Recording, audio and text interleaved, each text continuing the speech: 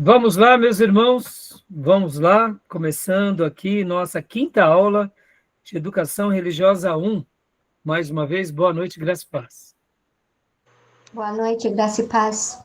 Boa noite, graça e paz. Boa noite, graça e paz. Boa noite, Boa noite, graça e paz. Hoje é a nossa quinta aula e nós teremos nesse módulo apenas 9 encontros, né? Hoje é o nosso quinto dia de aula, nosso quinto encontro. Cada dia são 3 aulas de, em média, 50 minutos, né? E nesse módulo nós estaremos só tendo 9 encontros. Então, hoje nós estaremos concluindo o slide, um dos slides que faz uma síntese, inclusive, sobre um pouco o nosso país. Hoje nós estaremos trabalhando um pouco mais sobre essa questão do crescimento da igreja brasileira.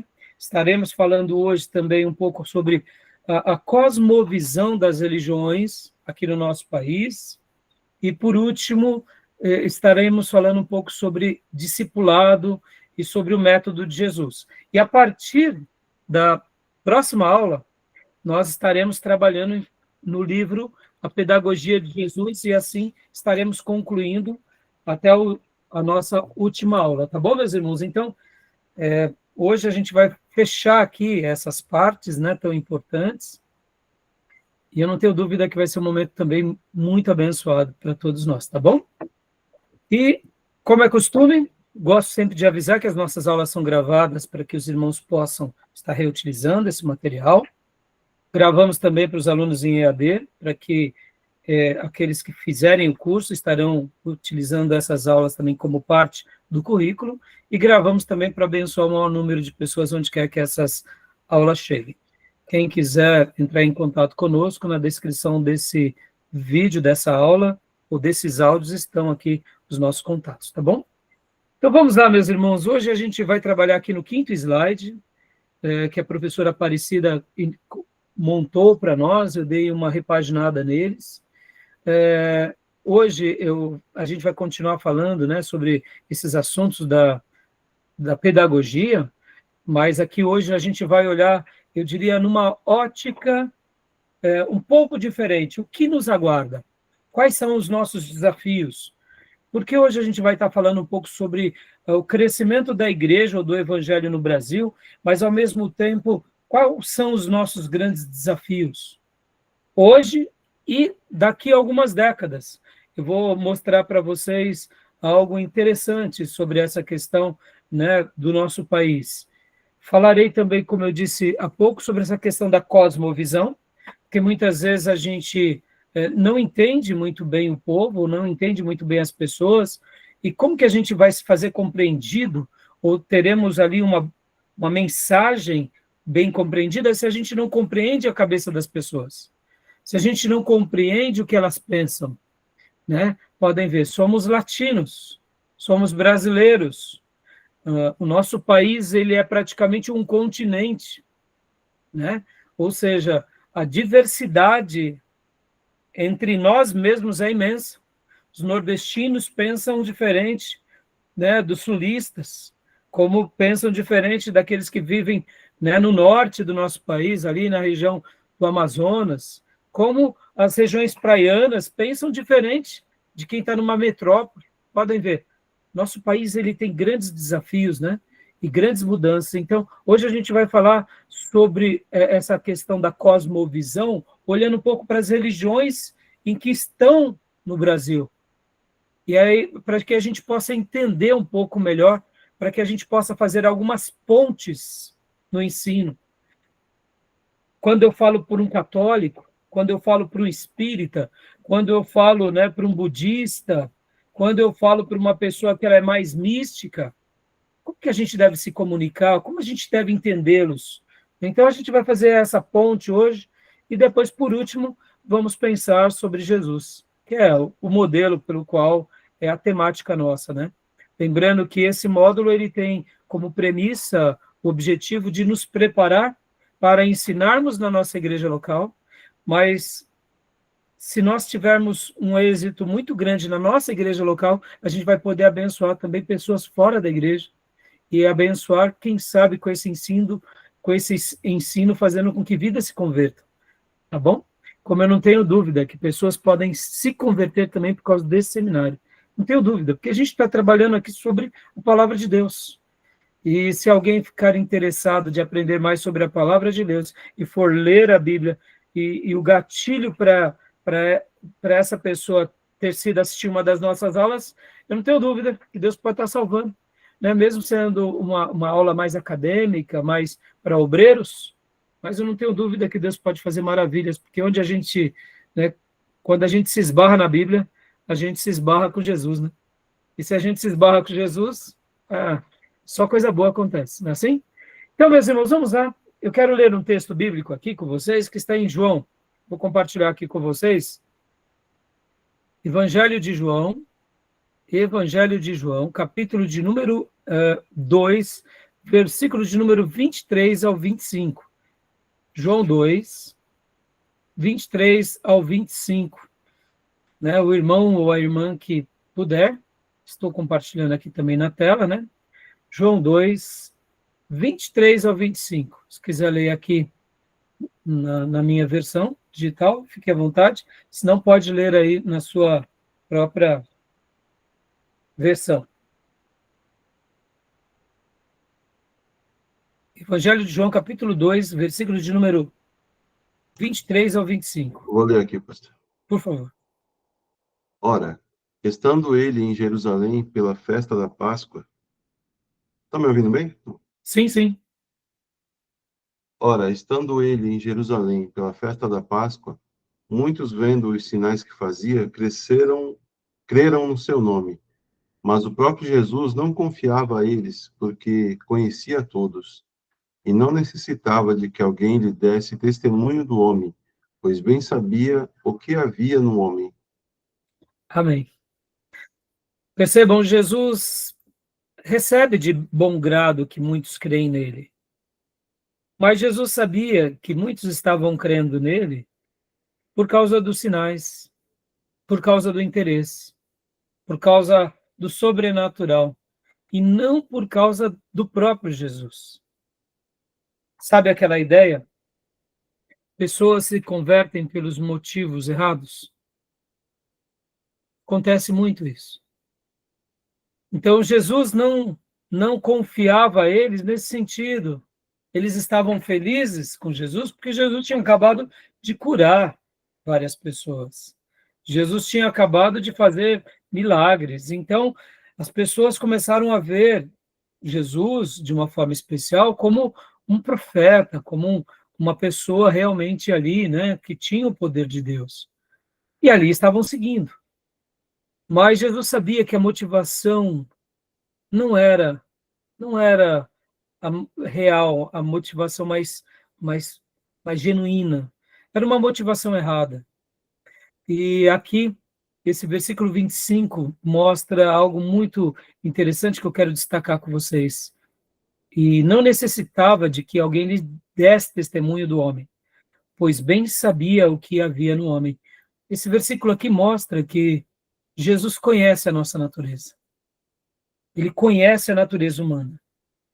Ele sabe o que é a fraqueza humana, o que é a motivação errada humana, ele sabe o que é a limitação humana, e ele tem paciência conosco. Percebam que esse texto aqui, na realidade, a gente vê a longanimidade de Deus, né? A paciência dele. Quantos são aqueles que estão seguindo a Jesus pelos motivos errados? Querem, muitas vezes, fazer a obra de Deus pelos motivos errados. Vão para a igreja pelos motivos errados. Quantos são aqueles que se convertem por causa da moça bonita? Não por causa do Salvador, né? Mas, olha, irmãos, é nessas horas que a gente se fascina, porque mesmo com as nossas motivações erradas, no andar da carruagem, ele vai arrumando o nosso coração, né? E muitas vezes aquele que foi para a igreja por causa da cura, porque tinha uma dor de barriga, ou porque teve um grande problema no emprego, ou porque teve uma privação financeira, ou porque teve uma decepção amorosa, aí vai para a igreja pensando que Deus irá resolver isso. Ao longo dos tempos e dos meses, essa pessoa descobre Jesus, descobre a beleza de Jesus, descobre o quanto ele é realmente esplêndido, que Jesus não veio aqui para realizar as nossas vontades pequenas, mas que ele veio aqui para nos dar a salvação da nossa alma. E aí essas pessoas entram na igreja ou vão a Jesus pelas motivações erradas, mas a bondade de Deus as atinge de tal forma que no andar da vida, do dia a dia, no decorrer daqueles meses, a pessoa tem um encontro real com Jesus. Então, Jesus nos conhece muito bem. E ele nos conhecendo muito bem, o método dele de nos transformar é especial. Para eu fechar aqui essa minha introdução, para a gente ir para os slides. O que me fascina em Deus é a maneira em que ele nos ensina individualmente e também coletivamente. Como eu mencionei aqui, Jesus viu essas pessoas seguindo a ele pela motivação errada. Ele não teve uma alta expectativa dessas pessoas ou desses discípulos. Ele conhecia bem, mas ele era paciente. E ele continuou insistindo. Pode ver, irmãos, é assim que ele vai fazendo conosco. Quantas são as vezes que Deus, no andar da vida, ele vai nos ajustando, né? Ele vai nos consertando, ele vai nos curando, ele vai nos limpando, porque, na realidade, tudo isso só mostra o método dele, da maneira em que ele trabalha em nós, como o jeito que Deus trabalha na nossa vida é especial. E só para eu fechar, percebam, irmãos, tem pessoas que quando vão a Jesus, mesmo pelas motivações erradas, Deus cura. Talvez a gente se pergunte, mas por que Deus cura, sabendo que a motivação é errada? É porque Deus, mesmo vendo a motivação errada de início, ele conhece o futuro, ou seja, ele conhece o amanhã. Então ele até dá a cura hoje, porque dando a cura, aquela pessoa vai se sentir importante, vai se sentir amada ou amado.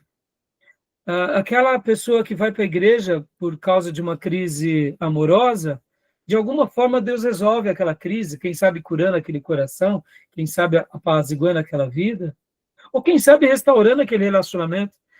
Mas mesmo que a motivação seja errada, seja pequena, Deus conhece lá na frente.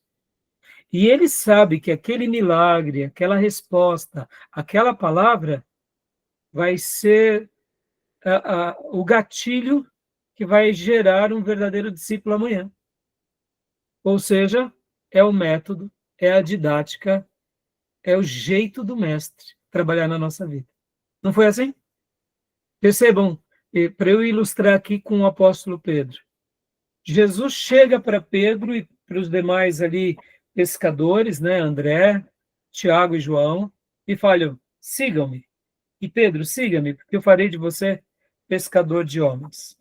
Ora, Pedro, quando a gente olha Pedro ali no começo do ministério, ele passa 3 anos a 3 anos e meio até o final do ministério, porque quando Jesus está ali, né, perto da sua morte, a gente vê que Pedro ainda não tinha nem se convertido, ou seja, Jesus gastou tanto tempo com Pedro, e Pedro ele vai se converter somente ali no final.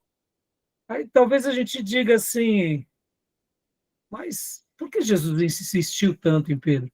Porque ele conhecia que Pedro um dia seria tudo aquilo que de fato se tornou. Então tem vezes que nós não entendemos o trabalhar de Deus. E por isso que todos nós aqui estamos na escola do Nazareno. E na escola dele, a forma que ele trabalha em nós e por nós é algo único, exclusivo e especial na vida de cada um. Foi assim com Pedro, foi assim com os apóstolos, será assim com a gente também. Pode ver que Jesus ali no finalzinho da sua vida diz: Pedro, quando tu te converteres, cuida dos seus irmãos, né? Dando a ideia de, ainda você não está convertido, Pedro, 100%. Ou seja, ele caminhou tanto tempo com Jesus, fez tanto para Jesus, mas ainda não estava 100% pronto. Aí no Pentecostes, Pedro ficou pronto. Ali eu diria, que aquele momento em que Jesus morre, ressuscita, aparece, ali foi o grande momento da verdadeira conversão de Pedro, né? E o Pentecostes em especial. E aí Pedro estava pronto no Pentecostes. Mas e aí, pastor? Não, e Pedro continuou crescendo. Ele vai continuar crescendo porque assim é na nossa vida. Tá bom, meus irmãos? Então, deixo assim essa breve palavra, né? Porque o Senhor conhece o que somos. E a maneira que Ele trabalha conosco, ou em nós, é única, exclusiva e especial. Sempre vai ser assim. Tá bom? Então, vamos lá, meus irmãos. Deixa eu compartilhar aqui, né, o 5º slide hoje com vocês. A gente vai estar trabalhando sobre o crescimento da igreja, né? E as diferentes cosmovisões religiosas e o discipulado, tá bom? Então, a gente vai estar trabalhando sobre essa temática hoje, tá bom? Antes disso, né, deixa eu mostrar aqui para vocês, para a gente falar do crescimento da igreja no Brasil, a gente tem que entender um pouquinho, né, as estatísticas do IBGE. Então, só para vocês terem uma ideia, qual é a população que está aqui no nosso país, né, irmãos? Hoje, até 2022, a última estatística, tá, do IBGE, constava esse número, a população brasileira. Aqui é o último dado oficial, tá? 203.062.512 brasileiros na nossa nação, tá? Isso em 2022. Então, atualmente, na data de hoje, nosso país tem 213,4 milhões de habitantes, né? Então, essa é a quantidade. E por que eu digo assim, a população estimada? Porque o IBGE, ele lança o censo, né, esporadicamente, então é por volta disso, tá bom? Hoje o Brasil tem tudo isso de gente, irmãos. 213,4 milhões, né, de habitantes. Por que a gente está falando sobre isso, né, irmãos? Porque hoje, na aula de hoje, a gente vai falar um pouco sobre o crescimento do evangelho no Brasil. Deixa eu fazer uma pergunta aqui para vocês, antes de entrarmos aqui nos dados. Nesses últimos anos, a Igreja de Jesus cresceu no Brasil ou ela diminuiu? O que vocês acham? Em quantidade, tá? Diga, Bia. Cresceu. Cresceu, né? Os irmãos notaram que tem mais gente se convertendo? Joia. Antigamente era difícil ver um crente, agora quase todo mundo é crente. Exato. Agora a pergunta que fica, né, Beatriz, é que tipo de crente que tem crescido?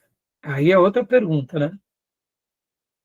Não, sem fazer juízo de valor, mas estamos aqui numa escola de teologia, estamos num seminário teológico, essa pergunta é importante. Concorda, irmãos? A qualidade do cristão é importante. Quantidade e qualidade são duas coisas importantes. Ambas têm que caminhar junto. Qualidade e quantidade. Quantidade e qualidade.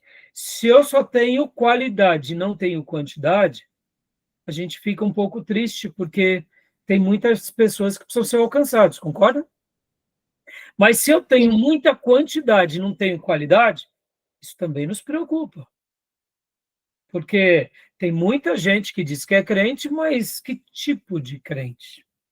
Bom, fazendo a minha segunda pergunta para vocês.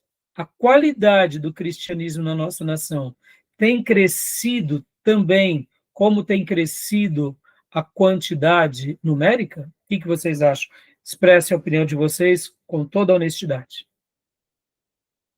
Pode falar, Bia, depois Diego, Tomé, Sônia, Miriam. Eu acho que não. Diego? Não, pastor. Irmã Sônia? Também, meu ponto de vista, não, porque a gente vê muitas igrejas, né, estão abrindo portas, né, denominadas igrejas evangélicas, cristãs, porém, o que se vê ali dentro, infelizmente, está sendo um ensino muito assim, que a gente não entende, além de não entender, não é aceitável. Concordo. E Tomé e irmã Miriam? Obrigado, irmã Sônia. Também acho que não, pastor. Irmã Miriam? Eu também acredito que não está tendo muita qualidade, não. Tem só quantidade. Mas a qualidade está... É inspeção de qualidade. Jesus tem que fazer a inspeção de qualidade dos produtos. Obrigado, Miriam, obrigado. Vocês concordam, irmãos? Nosso país, ele está passando por várias crises, não está? Estamos vivendo agora a crise do judiciário, né? O ativismo no judiciário, como muitos juristas têm dito, que o nosso judiciário, ele se tornou um judiciário ativista. Ele se tornou agora algo político, e o judiciário jamais era para ser assim. Nós temos visto um legislativo omisso, concordam? Quando eu digo legislativo, eu estou falando do Congresso e do Senado, porque se juízes do Supremo tomam decisões arbitrárias e o Congresso não se posiciona, eles estão sendo omissos. Né? E um executivo, muitas vezes, também perdido, né? Porque, percebam, cada um vai fazer o que bem entende, do jeito que entende, segundo os seus próprios critérios. Agora, por que eu estou falando isso? Concorda, irmãos? Que a igreja ela veio para ser o equilíbrio também. Mas se a igreja perde o seu sabor, perdeu tudo, né? Que a igreja ela deve manter, pelo qual deve manter o seu sabor de sal e de luz. Ela tem que manter isso. Indiferente se o mundo está caído, se o mundo está em polvorosa, se está em harmonia, se está tudo correndo bem, a igreja não pode se contaminar com o mundo, né? Então, assim, percebam que é uma coisa que nos preocupa muito, por exemplo, muitos pastores vão dizer que a quantidade de pastores e cristãos que são eleitos para os 3 poderes, percebam, nos 3 poderes, mas não tem tido atitudes de cristão nos 3 poderes. Então, fica difícil, porque como que a gente vai esperar a justiça da nação se a igreja está falhando também na sua função? Então, percebam a nossa responsabilidade aqui, irmãos. Nós estamos aqui, né, para que Deus tenha misericórdia das nossas igrejas, para que a gente não se desfigure, para que a gente tenha uma alta qualidade, como a própria Miriam, né, disse, que na inspeção de qualidade do mestre a gente seja pelo menos considerado fiel, e dessa forma a gente vai marcar a nossa família, vai marcar a nossa sociedade, e assim marca o nosso país. Então a gente está aqui hoje não para fazer apontamentos, mas para fazer um autoapontamento, para que a gente possa fazer parte do quê? Vamos tentar aprender para poder colaborar com as nossas igrejas locais, para que a gente continue fortalecendo outras igrejas e assim se unindo, fazendo a diferença como Deus espera. Porque, irmãos, assim, só para eu fechar, né? A gente não tem que esperar da sociedade, mas a gente tem que esperar da igreja. Concorda? A gente não tem que esperar, muitas vezes, me entenda, não estou dizendo que a gente tem que torcer para que as coisas piorem lá fora, não, não é isso. A gente tem que ter uma atitude cívica, precisamos ter uma atitude, participar da vida civil, mas o que eu quero dizer é o seguinte, quando o governo falhar, quando o judiciário falhar, quando os líderes falharem, a gente não pode esperar que a igreja falhe. A igreja não pode falhar. A mensagem da igreja não pode falhar, o testemunho da igreja não pode falhar, porque nós fomos separados para ser o sal da terra e a luz do mundo. E as pessoas estão olhando para nós. E não guardem isso no coração, meus irmãos. Nós estamos aqui com o propósito de deixarmos um legado para Deus, para a nossa geração e para as outras gerações. Mesmo que não sejamos tão valorizados em vida, mas que nós possamos deixar uma marca positiva na história. E aqueles que vierem depois de nós possam se orgulhar, assim como foram os nossos referenciais no passado.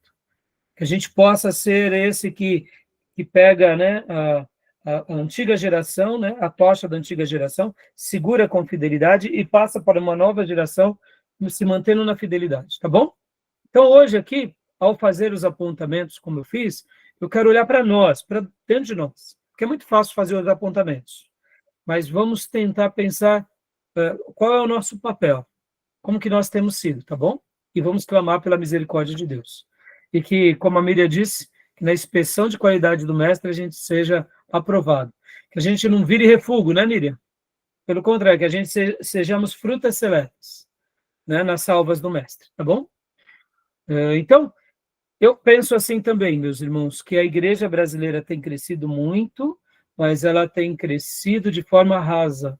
Isso me preocupa. E é por isso que nós montamos a nossa escola de teologia, para gerar e contribuir na vida de irmãos, irmãs, obreiros, e, quem sabe, alunos do seminário, professores, pastores, para que eles se aprofundem, aprendendo conosco e com as literaturas que vamos disponibilizando, para que eles realmente não se enveredam para esse cristianismo, eu diria, raso, para esse cristianismo sintético, para esse cristianismo que não tem conteúdo e nem compromisso. Porque lembra no texto que a gente acabou de ler?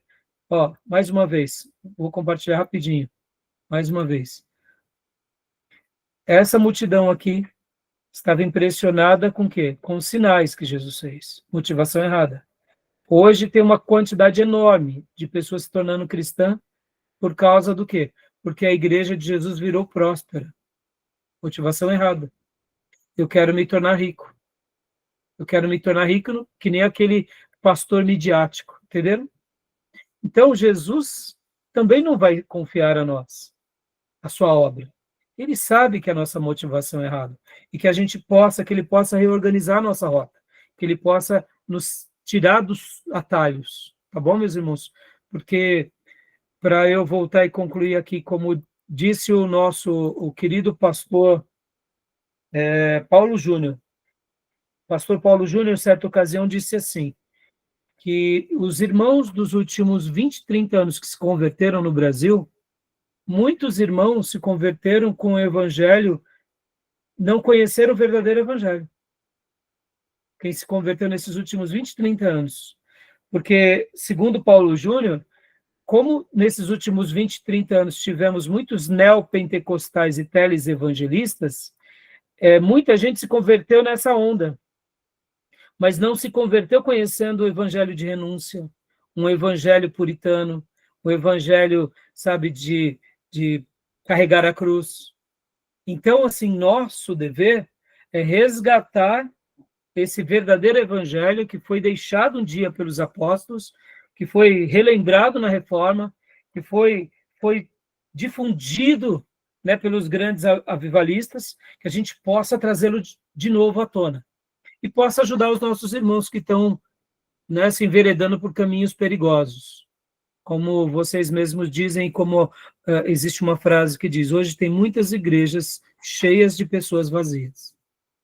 Elas estão indo por causa da bênção, estão indo na igreja por causa do profeta, estão indo na igreja porque lá tem uma boa música, uma energia boa. Hoje vai ser muito legal quando a gente for falar aqui já sobre a questão da cosmovisão. Vocês vão ver bastante coisa, vocês vão falar assim, não, isso daqui não é de Deus, isso daqui não é de Deus mesmo. Tem uma energia boa, estão indo por causa de uma energia. E, meus irmãos, a gente não precisa disso. A gente não precisa disso. Se Jesus não me atrai à igreja, não vai ser um pastor engraçado, não vai ser um programa midiático, não vai ser uma banda que vai preencher o vazio da nossa alma. O único que preenche o vazio da nossa alma para sempre, o nome dele é Jesus Cristo, e não há outro, tá bom? Então, mas agora, voltando aqui, né, irmãos, e olha o desafio que nós temos pela frente, 213 milhões de pessoas, né? E olha só que interessante, agora no próximo slide. Olha que legal isso daqui, ó. Isso daqui é uma estatística, tá? Da previsão de queda da população a partir de 2042. Ou seja, no ano 2000, éramos 174 milhões, 175, quase 175 milhões de habitantes. Em 2024 para 2025, né? Ó, então, nós estamos aqui entre 212 milhões a 213 milhões de habitantes. Em 2040, aqui, ó, 2041, exatamente, e 2042, nós atingiremos esse pico aqui de 220 milhões de habitantes. E depois, possivelmente, cairá, né, em quantidade de milhões de habitantes. Vai, ao invés de ter uma crescente na população brasileira, vai ter uma decrescente, vai diminuir. O que esse gráfico aqui mostra para nós? Mostra uma coisa curiosa também, viu, meus irmãos? Vão nascer menos pessoas e os velhos, né, querendo ou não, viverão mais. Então, possivelmente, olha, 2041, 42. Estamos em 2025. Eu já não vou estar aqui, não. Hã? Eu não vou estar aqui, não, desse 41 aí já. Você para de falar bobeira, tá? Que você tem muita lenha para queimar, tá bom? Por isso que vai ter menos gente. Muitas de nós não vão estar aqui. Tá, vai sim, vamos estar ainda jogando bola. Voltando aqui. Aqui, meus irmãos, olha que daqui a 15, 16 anos, olha que interessante, entre 15 e 17 anos, vai parar de crescer e vai começar a diminuir, ou seja, nascerão menos crianças e os velhos, né, estarão morrendo, eu diria, numa proporção, eu diria, com menos intensidade, então vai ter esse desequilíbrio, né? Parece bobeira, mas isso daqui é uma coisa que a gente também tem que estar preparado, porque daqui em diante os membros das igrejas mudarão um pouco a faixa, viu? Geralmente as igrejas, a maioria das igrejas ela é composta do quê? De jovens e adolescentes. Então vai chegar uma hora que também terão menos jovens e menos adolescentes e mais idosos, né? Aqui a gente tem que se preparar para que a gente esteja preparado para esse momento, e não só isso, mas para que haja uma agenda também na igreja no que se diz respeito à educação. A gente não está aqui numa aula de educação cristã? Ou seja, a população de pessoas da terceira e quarta idade no nosso país vai aumentar. Ou as nossas igrejas, que hoje são compostas pela maioria de jovens, vão ser igrejas de pessoas adultas e da terceira idade. E se nós não tivermos um bom programa para eles vão se ocupar de outras coisas, concordam? Então, olha como é importante, me entenda, agora talvez você diga assim, pastor, então a gente vai ter estou falando programa de ensino, irmãos, ocupar os nossos irmãos com classes, com estudos, né? Atividades. Concorda, irmão, que o pessoal da terceira idade tem que ser assistido também? E bem assistido? Muitas vezes, irmãos, a gente gosta muito dos jovens, porque os jovens têm energia, mas quem é a coluna vertebral da igreja, irmãos? Geralmente, a coluna vertebral da igreja são aqueles que mais oram. E quem são essas pessoas? Geralmente, são as irmãs ou as anciãs da igreja, não é assim? Ou os anciãos. Eles não têm tanto vigor quanto os jovens, mas agora têm maturidade e agora eles têm espiritualidade e experiência.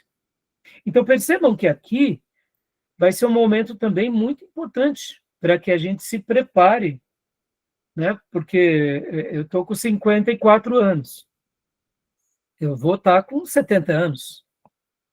Né? Eu tenho que estar bem para continuar servindo e também tendo uma agenda para os meus irmãos de 70 anos. E para os meus irmãos de 80, né, Miriam? Quando chegar lá. Né? Então, assim, Percebam, irmãos, é interessante, né? Agora, olha só que interessante também, meus irmãos. Graças a Deus, hoje a informação chegou para muita gente, né? E percebam que a gente também tem que provocar nos nossos irmãos da igreja, por meio do ensino, um despertar da qualidade de vida, né? Pode ver, o quanto eu converso aqui com vocês, de vez em quando, falando de comida, de sono, de alimentação, Porque, irmãos, não tem coisa melhor do que a gente ter uma vida de alta produtividade e não ter doença, né? Não ter uma comorbidade ou uma doença é uma bênção. Ou aprender a lidar com aquele ponto fraco, né? Só de aprender a lidar já nos dá uma qualidade de vida muito boa. Tem vezes que o irmão ele vai ter uma comorbidade, vai ter uma doença. Mas se ele aprender ferramentas, jeito de lidar, ele tem uma qualidade de vida, né? Então, assim, é importante nós, como ministros, levarmos a igreja do Senhor ao que? A ter uma vida espiritual abundante, mas também ter uma vida física, intelectual e emocional abundante. Lembra? Jesus veio para nos dar vida e vida em abundância. É só no espírito? Claro que não, meus irmãos. O espírito é o que começa, mas é nessa alma, é nesse corpo, é nessa mente, são nas emoções, né? Então, percebam, agora a gente vai usar essas ferramentas da forma correta, mas eu quis passar para vocês esses dados aqui, que eles são bem interessantes, né? Bem curiosos, não? Tá bom? Alguma pergunta, alguma dúvida? Eu tenho duas, pastor. Pois não. Que eu tava olhando, né, os slides que o pastor tinha mandado antes da gente começar as aulas. Primeiro que eu fiquei muito surpresa com essa notícia de que a maioria dos cristãos são jovens, de 10 a 14 anos. Porque como assim, né? Assim, a igreja está sendo sustentada, assim, em maior parte pelos jovens, sendo que os jovens estão passando tanta coisa, assim, para tentar obedecer a Deus, manter a necessidade e tudo mais, e tantos testemunhos que a gente ouve, né, de jovens que saem e voltam. Então, já não é uma coisa assim que a gente espera, né? Sim. E ainda mais que lá também está falando que a partir dos 40 anos, geralmente a tendência é que o evangelho decaia. Então, como é que a igreja no futuro vai ser a maioria de idosos, sendo que a tendência é que os idosos deixem de crer? Então, assim, a gente não pode pegar essas estatísticas, né, Beatriz, também a ferro e fogo, né? Sabe assim? Mas elas servem para nós só para nos, né, para nos orientar e nos pontuar. Beatriz, tudo pode acontecer, pode vir um avivamento maravilhoso na nossa nação. E essa estatística, essas previsões mudem tudo, entendeu? Como pode vir uma apostasia, né? Então, assim, a estatística ela é boa para a gente ter uma visão panorâmica. Estamos crescendo? Estamos. Estamos crescendo com qualidade? Não estamos. São os jovens e adolescentes que estão crescendo? Opa, olha o alerta, né, Beatriz? Olha o alerta. É jovens e adolescentes. Ou seja, a gente tem que ter um programa de Bíblia para esses jovens. Porque se a gente não der Bíblia para eles, eles vão ficar no smartphone e nas redes sociais perdendo tempo. Ou seja, percebam, olha os desafios que a gente tem. Temos o desafio como igreja local e temos o desafio como família, né? Ou seja, os pais têm que ser presentes. Irmãos, a gente não pode transferir tudo para a igreja, né, e para o pastor, porque é o pastor, a liderança de uma igreja, junto com cada família.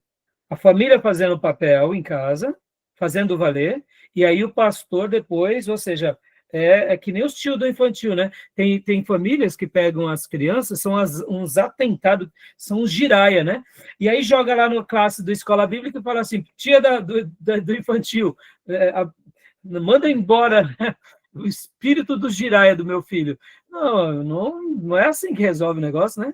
A mãe não educa, a mãe não lê a Bíblia junto, a mãe não corrige, a mãe deixa o filho jogado, assistindo o que quer, não tem regra, não tem lei, e aí chega na igreja e fala, resolve, tio. Não vai resolver. É um pai e uma mãe omissa, né, Beatriz? Você entende, Beatriz? Por isso que a igreja é saudável, e aqui fica um desafio para nós, né? Igrejas saudáveis, igrejas que tenham saúde, né, Beatriz? Elas têm um papel, elas ensinam corretamente, e os membros, as famílias em casa fazem valer. E aí as famílias, quando tem um problema, trazem para a igreja, e aí o pastor dá as diretrizes, e a família aplica. Ou seja, nessa interação é onde entra o equilíbrio, né, entre o privado do lar e o macro da igreja, que naturalmente cria o que vai criando saúde, e o resultado direto e imediato é que até a sociedade vai ser abençoada. Agora, olha que interessante. Se eu tenho uma família saudável e a minha igreja ela é doente, perceba, irmãos, os ensinos... Eu tenho uma família saudável, mas os ensinos lá na igreja só de ficar rico, de prosperidade, de visibilidade, de cristianismo do Jesus fofinho, complicou, né? A minha família é saudável, mas a igreja prega um evangelho sintético. Então, assim, por isso que a gente tem que... Não dá para a gente, Beatriz, olhar para o futuro, e guarde isso, tá, filha? Você é a mascote da turma. Deus vai cuidar da nação, viu? Deus vai cuidar da gente. Pensa assim, pensa com esperança, sabe? Eu sei que os falsos profetas estão por aí, mas vamos orar pelos bons profetas, para Deus continuar enchendo eles com graça, para Deus continuar levantando mais profetas, você entendeu? Para a gente não perder a esperança. Tem a igreja que está cheia de pessoas, com um programa muito vazio, muitas coisas midiáticas, mas tem muita gente boa fazendo uma obra linda aí. Então vamos sonhar que Deus vai continuar, porque senão a gente fica muito sem a esperança, né? E aí é ruim, né? Então, Beatriz, respondendo, né? A igreja ela tem muito esses adolescentes e esses jovens, porque, graças a Deus, essas famílias que estão se convertendo estão nascendo crianças lá dentro e eles estão se mantendo na igreja, e querendo ou não, vamos lá, é um pai e uma mãe que gera 3 filhos, ou seja, eram 2 pessoas, agora já são 5, né? Olha a estatística, né? Então, quantitativamente, essa igreja está se mantendo. Mas o grande desafio é esse, é a manutenção, né? É a verdadeira conversão, é a verdadeira decisão. Por isso que nós, irmãos, não podemos dar às pessoas um cristianismo raso, mas, ao mesmo tempo, a gente tem que saber dialogar com as pessoas, dialogar com esses jovens. A gente não pode praticar aquele cristianismo negacionista ou simplista, né? Não, você não pode isso porque não pode. Você não pode assistir TV porque não pode. Lembra, irmãos, há 30 anos atrás, tinham igrejas que não podiam assistir TV. Tá bom. Hoje todo mundo tem TV. Onde? No celular. Impediu? E essas igrejas que não podiam, hoje estão fazendo as transmissões dos cultos pelo computador. Eu te digo, é a mesma coisa, não é? Eles perderam a chance de ensinar correto há 30, 40 anos atrás, porque eles foram simplistas. Percebam, hoje, qual é o nosso grande desafio? Vamos fugir do simplismo. Vamos aceitar os desafios. E vamos dialogar com eles, e vamos mergulhar na Bíblia, e vamos também dar o espaço deles, para que a gente não crie uma igreja legalista, né? Pode, não pode. Porque, irmãos, a gente, hoje em dia, podem ver, irmãos, antigamente, na nossa infância, quando um jovem desejava ir para a pornografia, ele tinha que romper vários obstáculos. Como assim? Era um jovem de 12 anos, ele queria um acesso à pornografia. Ele tinha que chegar para um jovem de 18 anos e falar assim, vai lá na banca e compra a revista. Por exemplo, pornográfica, que era uma coisa só para maiores de idade. Mas se ele não tinha ninguém, ele tinha que corromper o dono da banca. Ele tinha que pagar um dinheiro lá para comprar 5 por uma, para poder levar. E depois, chegava em casa, o que ele fazia? O jovem, ele escondia a revista. Aí, quando a mãe achava, batia. Ou seja, ele tinha vários obstáculos. E hoje, irmãos? Hoje, a gente está a um clique da pornografia. Tem hora que você está entrando na internet... Se você não tomar cuidado, o logaritmo abre 1, abre 2, quando você vai ver, está empesteado. Ou seja, hoje não temos mais esses obstáculos. Se nós não tomarmos cuidado, a criança de 2 anos de idade vai estar vendo cenas horrorosas no computador, no celular, na televisão. Qual é o nosso desafio hoje? É ensinar. É mostrar. olha, Deus não gosta disso, por causa daquilo, isso não faz bem para vocês. Ou seja, percebam, a gente também não pode ir para o simplismo. Entendeu, Beatriz? Então, Beatriz, a dúvida que você teve, eu não sei se eu te ajudei, né? E quando eles falam na estatística que depois dos 40 anos muitos deixam, é porque, agora, vou explicar para você, Beatriz e irmãos, estatisticamente, existe um levantamento que é mais ou menos esse. Igrejas históricas e igrejas pentecostais. Das igrejas históricas, opa, eu fiz errado aqui, histórica com H, desculpe. Igrejas históricas e igrejas pentecostais. Das igrejas históricas ou tradicionais ou igrejas mais conservadoras, de forma per capita, tá? Para cada 10 pessoas que se convertem, tem uma estatística, eu não recordo agora qual é, depois eu posso até pesquisar e passar para vocês. Para cada 10 pessoas que se convertem, 2 desviam. 8 se mantêm firme durante toda a sua vida. Nas igrejas pentecostais, para cada 10 pessoas que se convertem, 8 desviam. 2 se mantêm firme. Qual que é o problema aqui, meus irmãos? Aqui tem um problemão. Qual que é o problemão que a gente encontra? A gente encontra aqui, ó. Porque quando 2 históricos se desviam, eles se desviam porque, de repente, eles falam, não, eu não quero mais seguir, estou cansado, e etc. e tal. Mas essa igreja histórica, uma igreja histórica, geralmente ela é uma igreja que tem mais ensino, concorda? Ela tem mais ensino. A gente não vê as igrejas históricas, na sua grande maioria, com escândalos. Ou seja, maus testemunhos não tem. Então a pessoa desvia porque ela quis, ela não quer mais ir para a igreja, ela acha que está perdendo tempo dentro da igreja. Então, muitas vezes, o motivo que ele sai da igreja, os mais variados. Agora, e das igrejas pentecostais e neopentecostais? Por que o índice é tão grande, irmãos? Porque, em primeiro lugar, na igreja pentecostal ou neopentecostal, a base não é o ensino, a base é o poder. A base deles é o sobrenatural, é o emocional. Então, e aqui outra coisa, eles não estão muito preocupados com os testemunhos, porque se profetizou e não deu certo, é você que não creu. Pode ver, nas igrejas pentecostais, não estou generalizando, tá, meus irmãos, mas vocês sabem disso. O testemunho é relativo. Se você está dentro da igreja, você é apreciado. Se você está fora da igreja, você é um desviado, não é assim? Então, o mau testemunho é imenso. Então, o que acontece? Muitas pessoas que se desviam das igrejas históricas, ou melhor, pentecostais, vamos dizer assim, eles nunca se converteram de verdade, irmãos. Eles foram lá por causa do poder, eles foram lá por causa do milagre, do inusitado, da porta que se abre.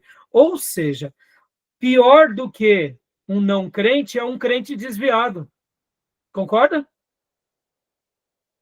Pior do que um não crente é um crente desviado, porque o crente desviado diz, eu já tentei e não tive êxito.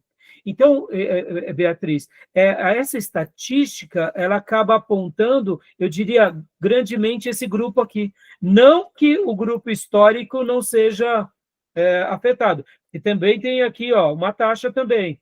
Mas, como eu disse, a questão do ensino é zelada nas igrejas históricas, irmãos. E aqui, ó, irmãos, quando eu preciso fazer uma crítica à igreja histórica, eu faço. Quando eu preciso fazer uma crítica à igreja pentecostal, eu faço. Então, me entenda, eu estou aqui dando dados, tá bom? Com certeza, vocês devem conhecer mais irmãos que se desviaram de igrejas avivadas e pentecostais e neopentecostais do que igrejas históricas. É ou não é? Tudo bem que existem mais em quantidade, mas percebam, os irmãos que se convertem numa igreja histórica, antes de ser batizados, eles são discipulados, antes de ser batizados, eles são treinados, e na igreja pentecostal e neopentecostal, não tem nem classe, irmãos. Aceitou Jesus, no mesmo dia já batiza, ou seja, a pessoa não sabe nem por que está batizando. Você está entendendo? Esse é o ponto pelo qual as estatísticas apontam esse dado de pessoas acima dos 40 anos. Entendeu, Beatriz? Que ele foi para a igreja para prosperar. Ele foi para a igreja para acertar o casamento. Ele não foi para a igreja porque ele se considerou, ou ele viu que ele era um pecador, entendeu, Beatriz? Esse é o ponto. Eu aprendi com o pastor Marcos Granconato, e vocês vão ter bastante material depois dele em alguns módulos. Ele é um pastor de uma igreja reformada. Ele é dessa linha mais histórica, reformada, um grande teólogo. E ele recebeu muitos irmãos pentecostais na igreja dele. E ele começou a fazer um critério de recepção que eu apliquei também na nossa igreja, na minha igreja local. Ele começou a receber muitos irmãos pentecostais, e depois ele via que esses irmãos pentecostais já estavam lá como membros, mas tinha alguma coisa errada. E aí ele aprendeu. Qual é a pergunta que ele faz quando ele recebe um irmão de outra igreja? Ele faz essa pergunta: me conta qual é a sua experiência de conversão. Muitos irmãos que estão indo para a igreja dele dizem, não, a minha experiência de conversão é porque Deus me curou. Aí ele fala, isso não quer dizer que você se converteu. A minha experiência de conversão é porque Deus abriu uma porta de emprego para mim. Fala, então quer dizer que aonde Deus abre uma porta de emprego, então a pessoa se converteu? Não necessariamente. Então, o que o Marcos Granconato faz? Faz essa pergunta. Me conte a sua experiência de conversão. E aí, nessa entrevista, ele viu que muitas pessoas que estavam indo para a igreja dele nunca tiveram experiência de conversão. Entenderam? E isso é uma coisa que nos deixa alerta, tá bom? E responde os dados, tá, Beatriz? Tá bom, meus irmãos? Então, meus irmãos, só para a gente finalizar essa questão aqui do IBGE, né? Então, aqui, ó, eu mandei para vocês já esse slide, né, de hoje, ó, aqui, ó, o censo do próprio IBGE, né? Então, depois vocês deem uma olhadinha, né? Mostrando aqui as religiões do nosso país. Então, aqui seriam os dados, eu diria, um pouco mais, como que eu posso dizer? De uma forma um pouco mais clara, né? Sobre o número de evangélicos, ó. Então, aqui seria em 2010, em azul, e em laranja, né? Seria em 2022. Segundo as estatísticas, os católicos saem de 65% em 2010, aqui agora é em porcentagem, né? Para atuais 56%, ou seja, houve uma queda no catolicismo. Entre os evangélicos, houve um aumento de 5,2 pontos percentuais, passando de 21,7% da população em 2010 para 26,9%, ou seja, houve um acréscimo. Mas aqui, meus irmãos, eu falo sem medo de errar, é aquilo que a gente disse há pouco, cresceu bastante, tá bom? Mas cresceu em quantidade, não em qualidade. Tá bom? E pasmem vocês, hein? Pasmem vocês. Os católicos podem ter diminuído, mas vocês têm visto aí os movimentos católicos mais fervorosos, carismáticos? Católicos mais piedosos? Tem visto ou não? Interessante, né? Eles têm caído estatisticamente, mas quando a gente vai ver nas mídias, estão fazendo um trabalho aí de base bem sólido. Estão divulgando um catolicismo mais militante.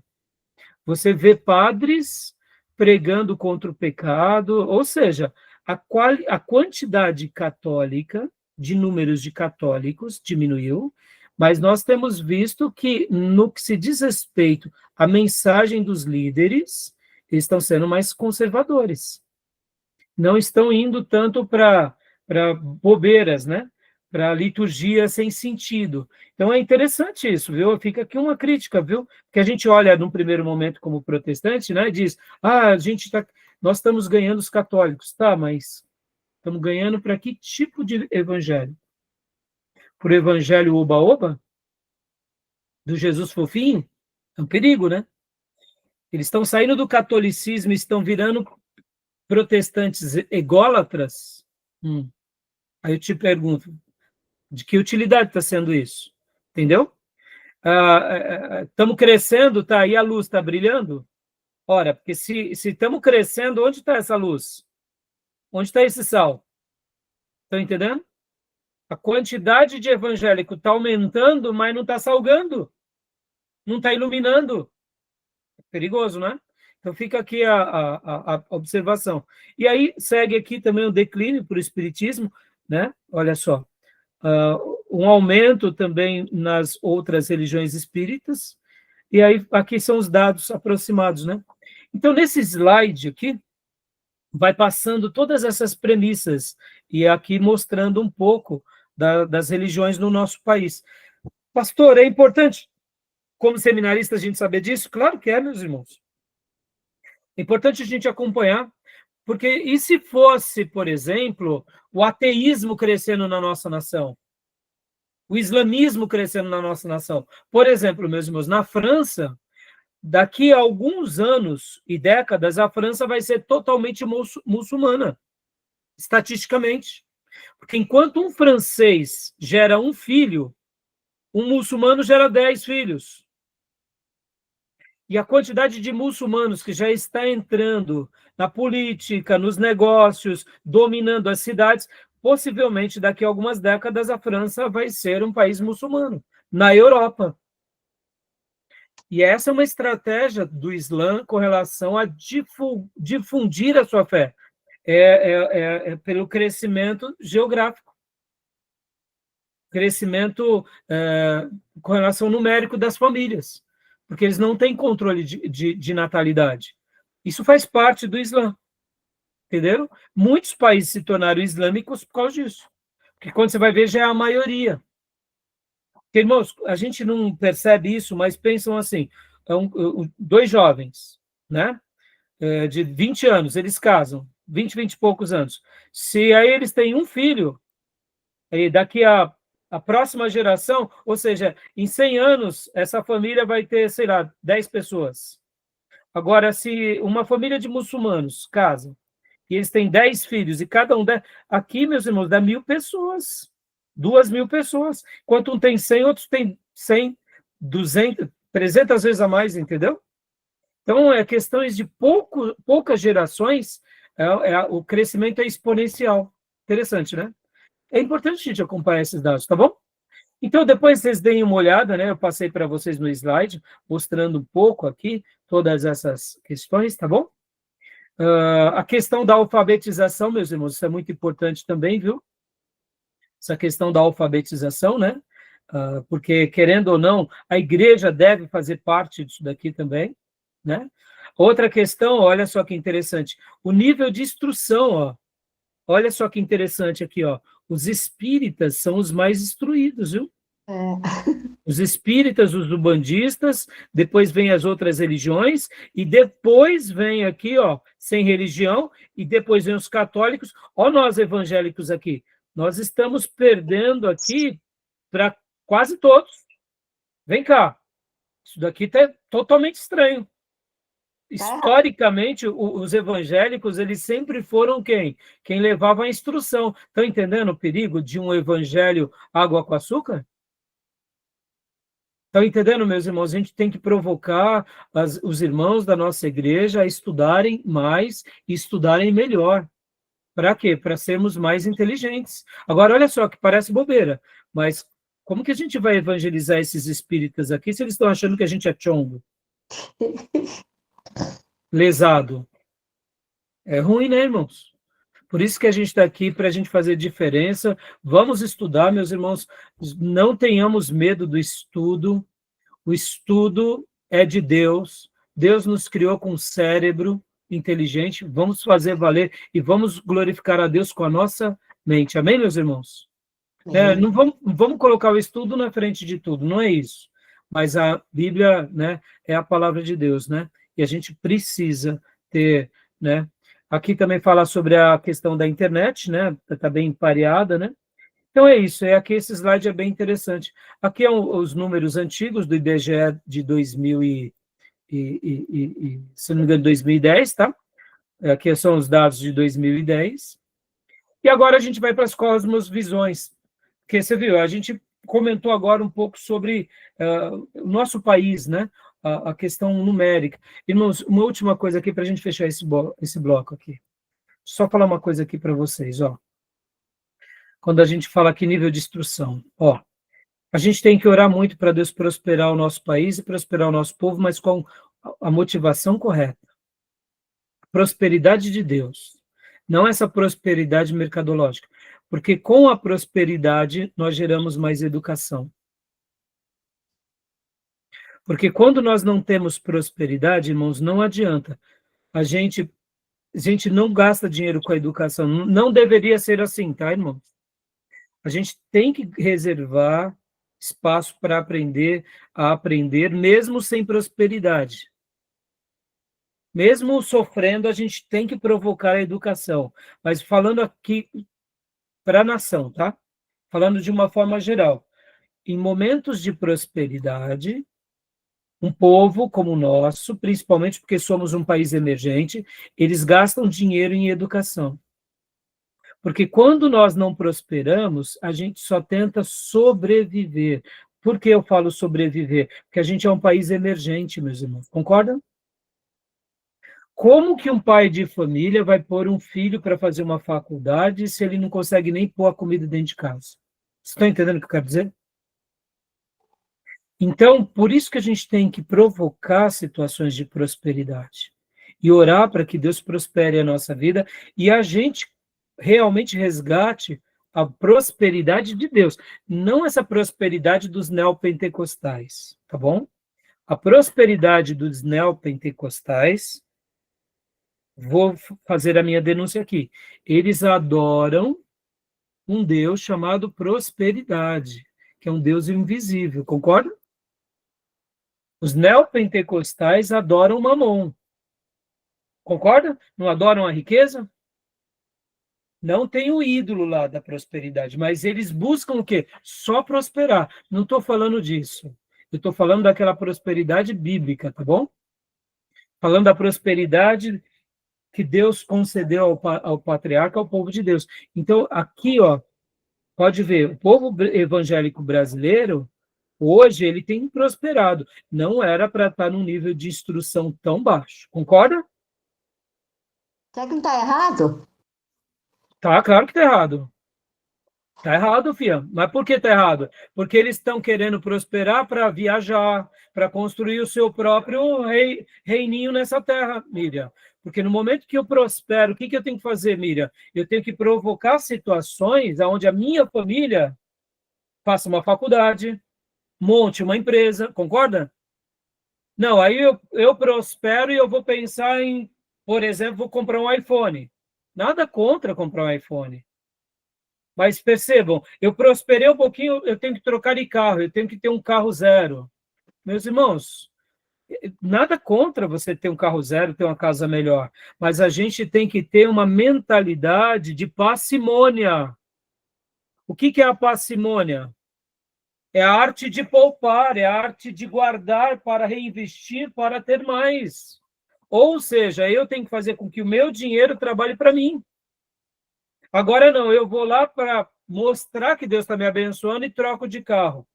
E ponho um monte de dívida. Aí eu perco o emprego, perco o carro, perco tudo e depois saio da igreja porque Deus não realizou meus sonhos. Motivação errada. Percebam? Então, essa prosperidade não está sendo uma prosperidade segundo os padrões de Deus. Está sendo uma prosperidade medíocre. Concordam? Então, o que a gente tem que orar? Para que realmente a prosperidade bíblica aflore em nós.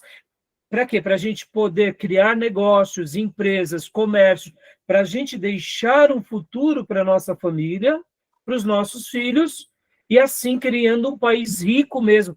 Só para a gente fechar, meus irmãos, por que judeu gosta de comércio? Por que judeu gosta de loja? Por que árabe gosta de lojinha? Por que, meus irmãos? É um povo sofrido, meus irmãos. Eles sabem que trabalhar para eles dá trabalho, mas na hora que eles precisam pegar as coisas deles, eles pegam e vão para outro lugar. São povos sofridos. Eles sabem que a melhor maneira de você prosperar é você criar o seu próprio negócio, você trabalhar para você. Pode ver, árabes, judeus, eles trabalham para os outros, eles estudam, mas na medida que eles podem, eles vão criando rendas passivas.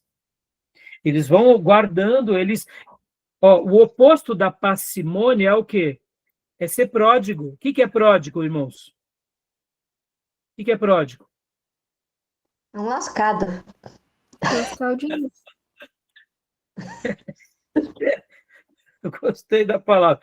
O que a palavra pródigo significa? A gente pensa que o filho pródigo é o filho que vai embora, né? É o filho fujão, não é isso?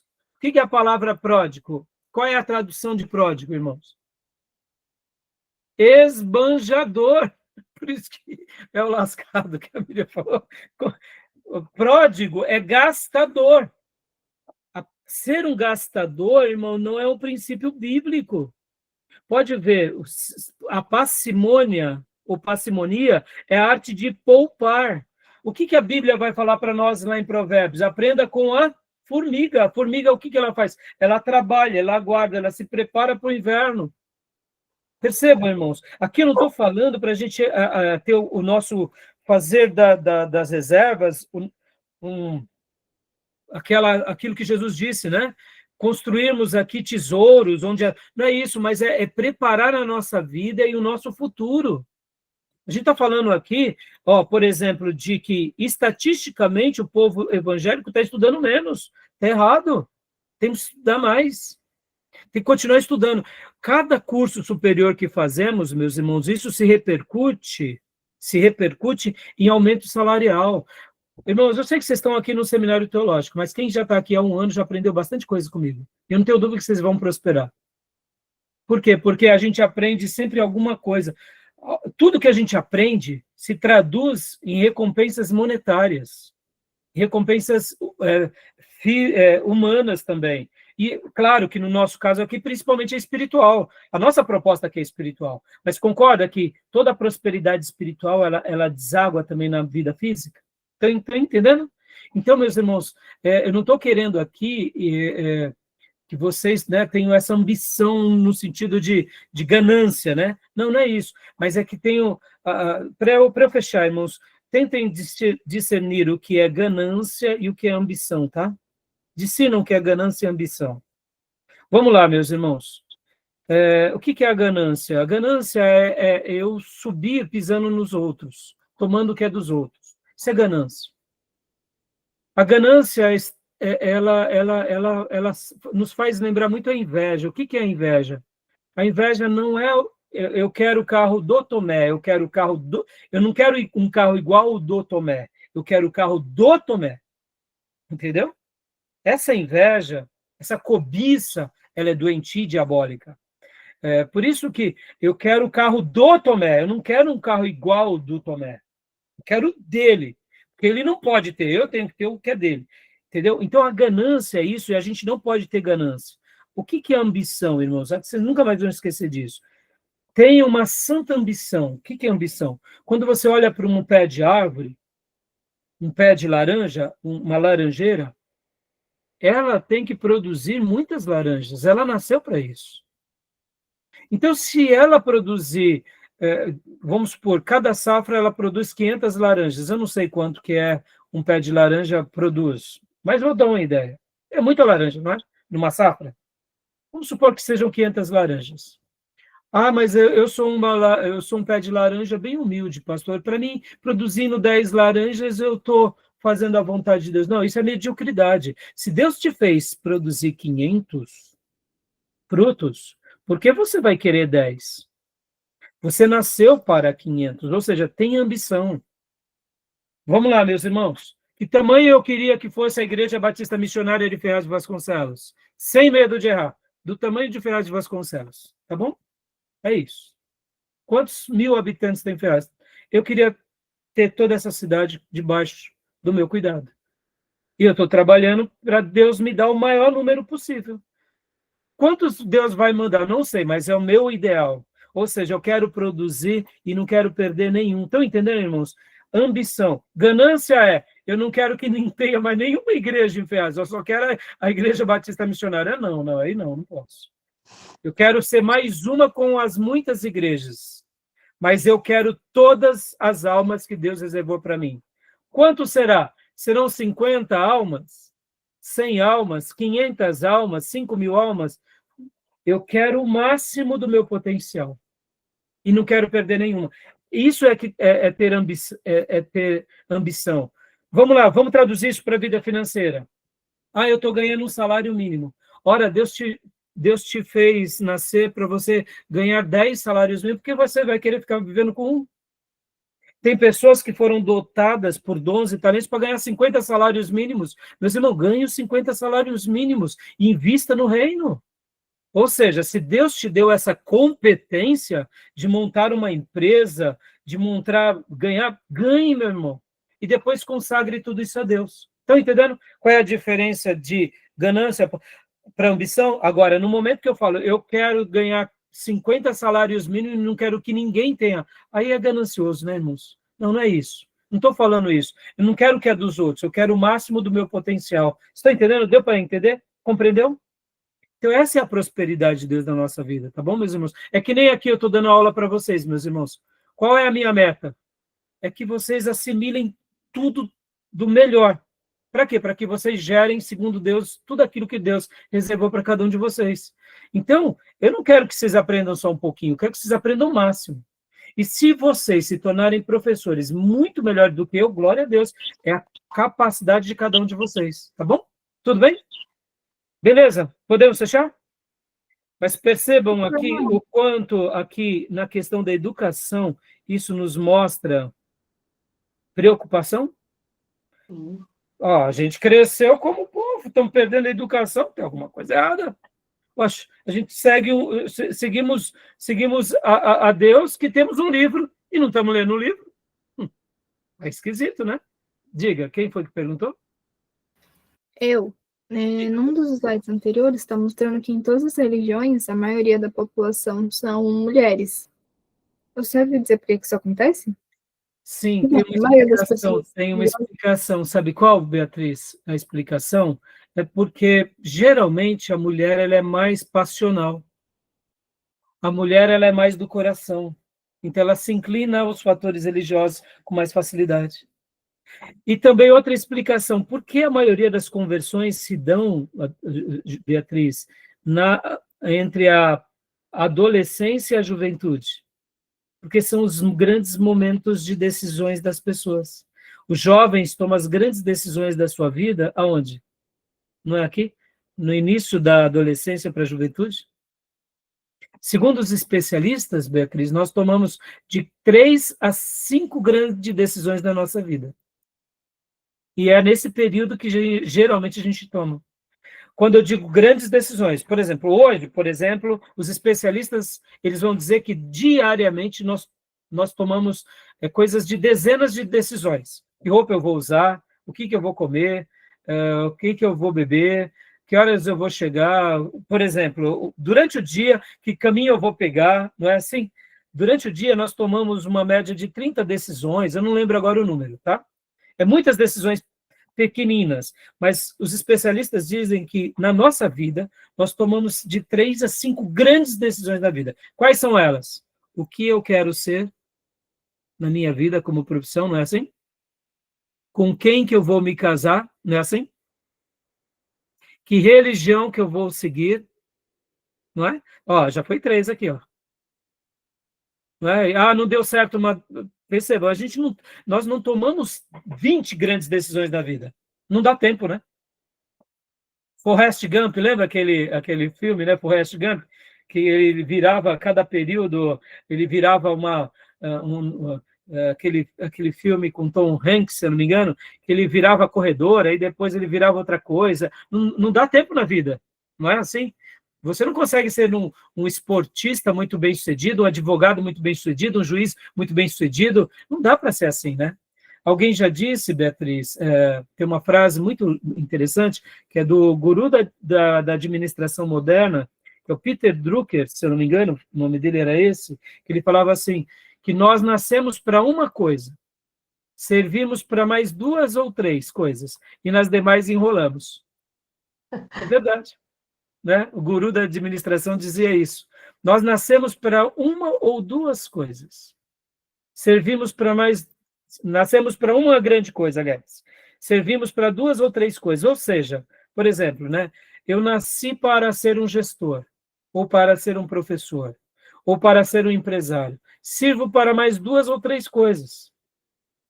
E nas demais coisas a gente só enrola. E é verdade, né? Pode ver. O grande desafio é descobrir o porquê nascemos, né? Esse que é a grande dificuldade, né? Mas, assim, então, Beatriz, respondendo a tua pergunta, as mulheres são mais sentimentais. Coisas do coração está em primeiro lugar com as mulheres, depois com os homens, né? Os homens são mais racionais. Então, uma decisão religiosa para o homem é mais desafiadora. Não é que não tenha homens emotivos ou sentimentais, mas é mais característico às mulheres, tá bom? Mais alguma pergunta, meus irmãos? Alguma dúvida para a gente finalizar? Tranquilo? Podemos fechar esse bloco? Ficou um pouco grande. Nos últimos 2 blocos a gente vai fazer um pouquinho menor, tá bom? Fechou? Vamos agora para as cosmovisões de religiões, tá? O que é uma cosmovisão? A gente vai trabalhar agora em cima disso. A gente viu o Brasil, agora a gente vai entender um pouco as religiões para a gente ir para o nosso tema. Porque, irmãos, é importante a gente compreender um pouco essa nação, né? Ó, há pouco a gente viu que os espíritas estão estudando demais, ó. E como que a gente vai ganhar esses espíritas aqui se a gente não está nem lendo a Bíblia? Aí complicou, né? Entendeu? Tá bom? Então, vamos entender um pouco a cabeça dos espíritas católicos. Tá bom, meus irmãos? Podemos parar? Vou parar, então, a gravação, tá?